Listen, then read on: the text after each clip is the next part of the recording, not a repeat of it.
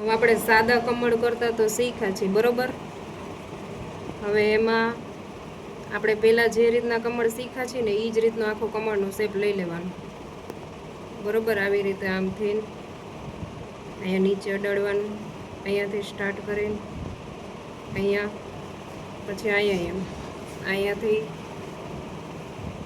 જેમ બને એમ આ પાંદડાની અહીંયા જેમ જાજી જગ્યા રહીએ એ પ્રમાણે નીચેનું પાખ્યું ચાલુ કરવાનું રહેશે બરોબર.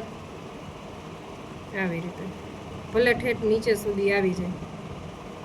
થઈ ગયું આપણે જે શીખ્યા એ કમળ. હવે આપણે અહીંયા જે રાઉન્ડ કરી છે ને એ રાઉન્ડ નથી કરવાનું, એની બદલે આપણે આવી રીતે આમ સીધી લીટી કરવાની છે. આવી રીતે થોડીક આમ જાડી રાખીને, બહુ જાડી નહીં અને બહુ પતલી નહીં, કમળ પ્રમાણે એની ડાળી થવી જોઈએ બરોબર. હવે આવી રીતે થઈ જાય એટલે અહીંયા પછી ખૂણામાં ખાલી ખાલી લાગે છે ને, અહીંયા આવી રીતે આમથી આમ આપણે ઓલા પાંદડા શીખ્યા છે ને એ પાંદડાનો શેપ આવી રીતે આમથી આમ લઈ લેવાનો બરોબર, ઊંધા પાંદડા. પછી આવી રીતે એક કમળ થઈ જાય એટલે બાજુમાં બીજું કમળ, એને થોડુંક આવી રીતે આમ ત્રાસમાં લેવાનું. નાની મોટી સાઇઝ જેવડું તમારે રાખવું હોય, તમે જેવડો શેપ લીધો હોય એ પ્રમાણે તમે કરી શકો બરોબર. પછી એ કમળ એ નોર્મલી આપણે જે સ્ટાર્ટિંગમાં જે કમળ શીખ્યા છીએ ને એમ જ જવા દેવાનું સીધે સીધું બરોબર. એમાં તમે 3 પાંખિયા કરો, 4 પાંખિયા કરો, 5 પાંખિયા કરો, હાલે.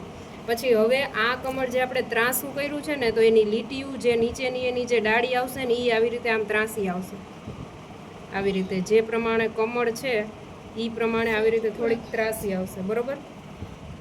આ આપણે સીધું કર્યું હતું તો એની એકદમ આપણે સીધે સીધી લીધી. હવે આ બાજુની સાઈડમાં એમ જ એના જેવું ત્રાસું કમળ પણ આલીકોરની સાઈડ નમેલું બરોબર. હવે એમાંય આપણે એના સાઈડના પાંખિયા જેમ આપણે ઓલા કમળમાં કરી છે એવી રીતે, અને આની ડાળી નહીં આની જેમ નમાવાની છે.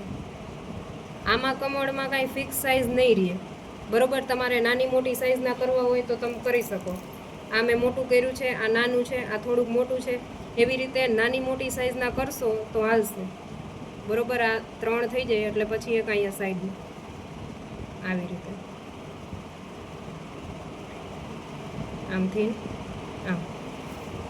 હવે અહીંયા માપની એક લીટી લઈ લેજો એટલે એથી આગળ જાય નહીં તમારો શેપ આખો જે કમળનો તમે કરતા હોય બરોબર. પછી અહીંયા આટલી જગ્યા છે તો અહીંયા જરાક આમથી નામ એની ડાળી કરી નાખવાની હાલે.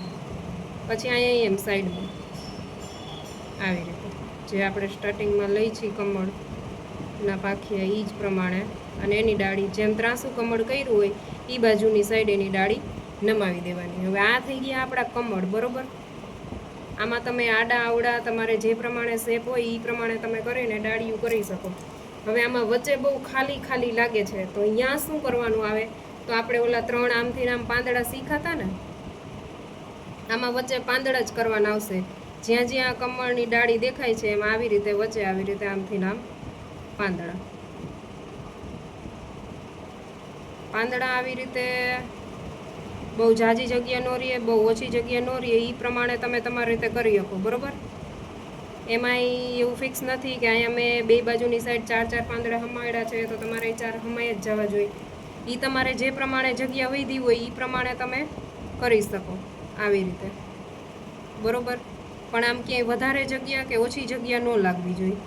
એ પ્રમાણે જે અંદર વચ્ચે જગ્યા રહેતી હોય એ તમારે પૂરી કરી નાખવાની બરોબર. એટલે આપણી ડિઝાઇન જે છે એ આમ મીડિયમ લાગે, બહુ ભરચકે ન લાગે અને બહુ ખાલી ખાલી ન લાગે. એ વસ્તુનું ધ્યાન રાખવાનું બરોબર. હવે આવી રીતે આખો બેલ્ટ થઈ ગયો કમળવાળો આ રીતે.